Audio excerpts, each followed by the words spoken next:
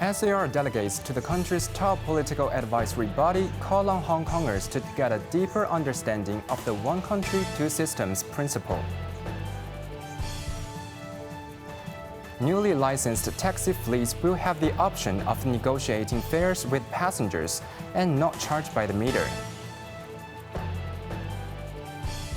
And welfare groups urge authorities to protect the medical rights of foreign domestic helpers.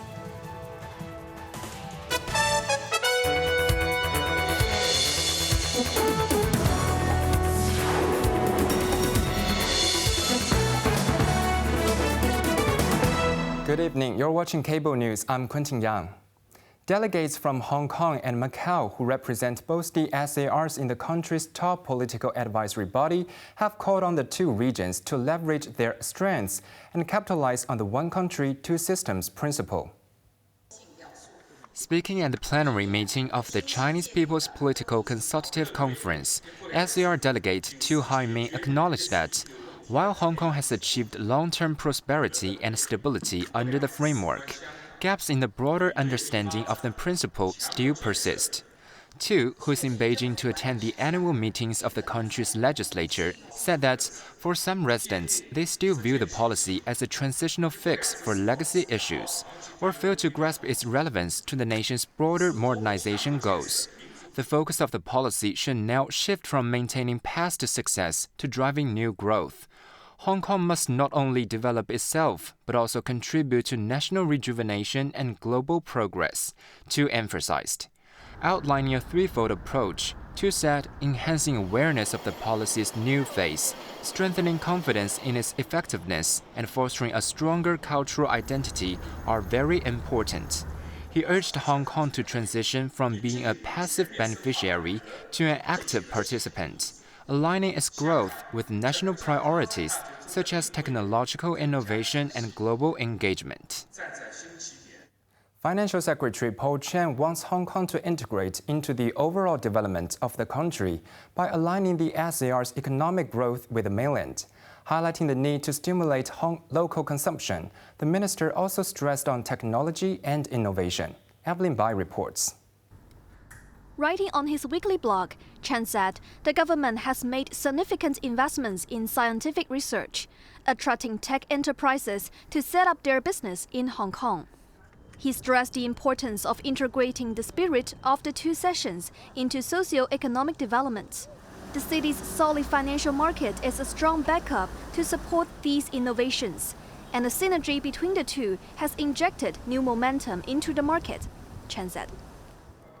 He added that the number of applications for initial public offerings in Hong Kong has surpassed 100, estimating that funds raised from the new listings could reach between $130 billion to $160 billion. The finance chief also emphasized on creating new consumer experiences through cultural, sports, and tourism initiatives. Addressing the changes in consumer habits, Chan said Hong Kong should leverage its strengths derived from a melting pot of both Western and Eastern influences to stimulate potential spending points. With the city hosting various international conferences and forums this year, Hong Kong is deepening international cooperation and exchanges to attract leading industries and investors. Evelyn Bai, Cable News.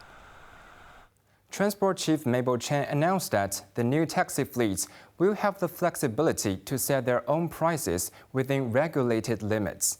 The operators of the fleets will also be required to monitor and maintain high service standards. Jeremy Zhu has more details.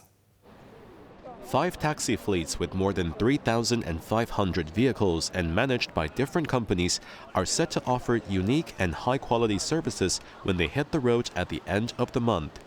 Taking to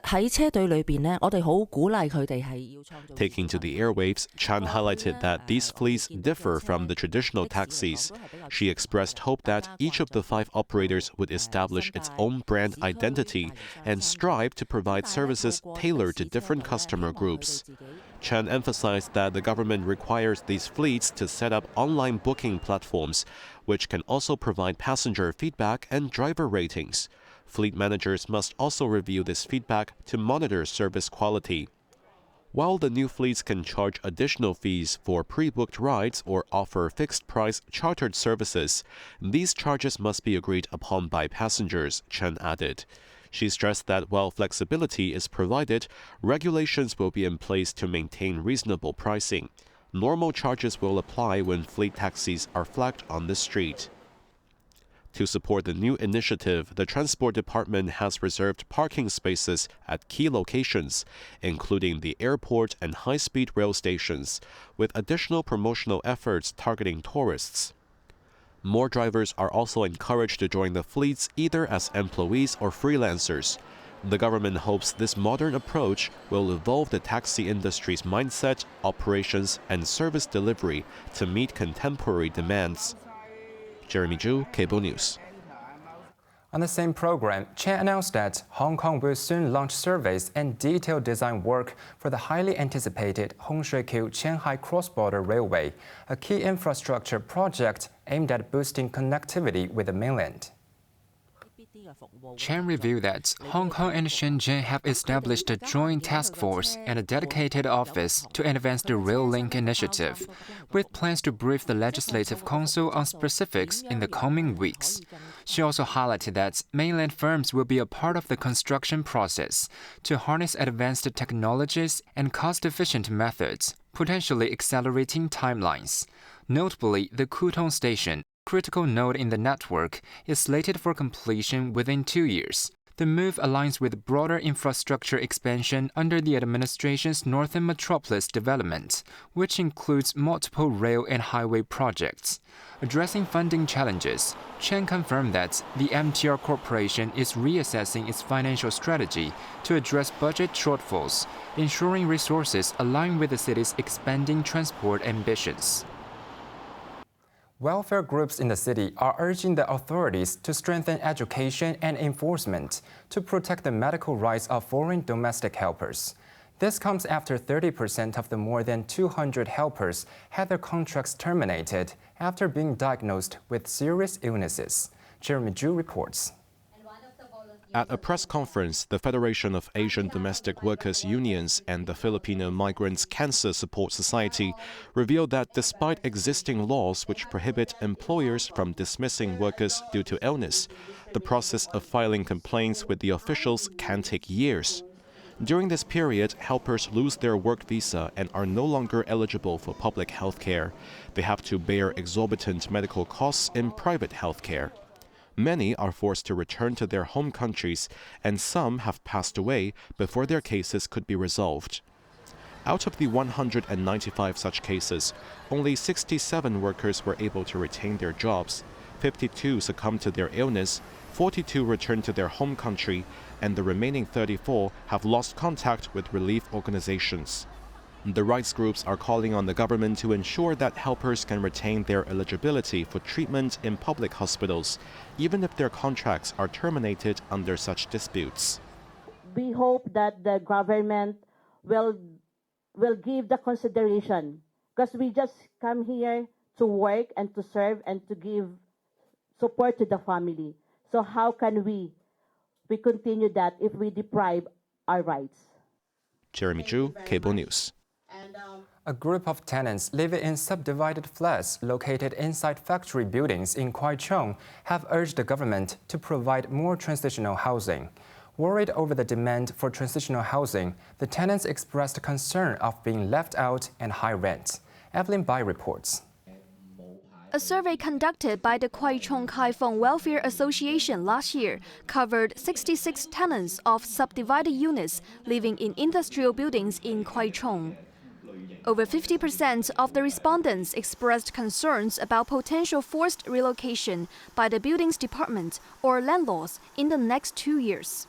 The association urged the government to consider utilizing empty units in various districts as transitional housing for these residents.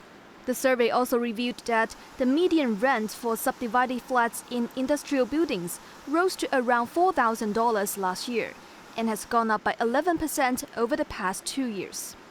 Since the government announced regulatory changes for the structure of subdivided flats, some landlords have increased the rent. but the new regulations only apply to subdivided units located in residential buildings.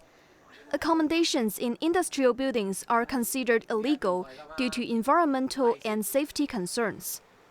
Evelyn Bai, Cable News. A new youth hostel opened in Kowloon City today, bringing the total number of such low-rent housing facilities across the SAR to 3,000. Secretary for Home and Youth Affairs Alice Mack attended the opening ceremony of the new YOT Hub, which is operated by charity organization Yan Oi Tong. The building, which was formerly the Regal Oriental Hotel, now offers 80 rooms and can accommodate 160 adults aged 18 to 30 on a twin-sharing basis. Tenants will be asked to take part in 200 hours of activities each year, such as training courses and trips to other parts of the Greater Bay Area. The project began accepting applications in October last year, and rents start at $4,500 per month. The current occupancy rate has already exceeded 60%. Mack expressed hope that the initiative would continue to alleviate housing pressures for young people in Hong Kong. Labor and Welfare Secretary Chris Sun has sought to reassure welfare groups that critical services will not be affected, despite the government's plan to cut non-recurrent social welfare expenditure. Speaking at a televised interview, the Labor chief addressed the growing calls from the sector to restore funding as the administration struggles to balance its books after the financial shortfall announced in the budget. We've heard the sector's plea loud and clear, Sun said. While we cannot predict the future, the government recognizes social welfare as a cornerstone of our society, Sun added. The government aims to slash spending by 7% by the 2027-28 financial year, a move critics warn could strain services for vulnerable communities. When pressed on whether funding would return to previous levels, Sun emphasized that authorities remain committed to supporting social welfare but stopped short of offering a timeline. Financial stability must come first, he stated, noting that increases would depend on improved fiscal conditions. Iran's Supreme Leader Ayatollah Ali Khamenei has firmly rejected U.S. proposals over negotiations on Tehran's missile program and regional policies. Calling the offer from a bully state which does not resolve disputes but tries to dominate others and advance their own agenda, Khamenei criticized the U.S. President Donald Trump of being unworthy of exchanging messages with. The remarks come just days after Trump said he had written to Khamenei, urging direct diplomacy to ease tensions over Tehran's plan to advance its nuclear program. However, Iran dismissed receiving such a letter, reiterating its refusal to negotiate under maximum pressure. The White House responded by urging Iran to prioritize its people's welfare over destabilizing activities, a veiled reference to U.S. allegations of Iranian support for militant groups in the Middle East. Iran has long insisted its nuclear program is peaceful. Speaking to reporters in the Oval Office, Trump did not mention the letter directly, but hinted possible military action. But we have a situation with Iran that something's going to happen very soon, very, very soon. On to the weather now. Mainly overcast with sunny intervals tomorrow. The minimum temperature will be about 17 degrees. A warm airstream will bring some fog in the middle of the week. That's our news tonight. I'm Quentin Yang. Thanks for watching and good night.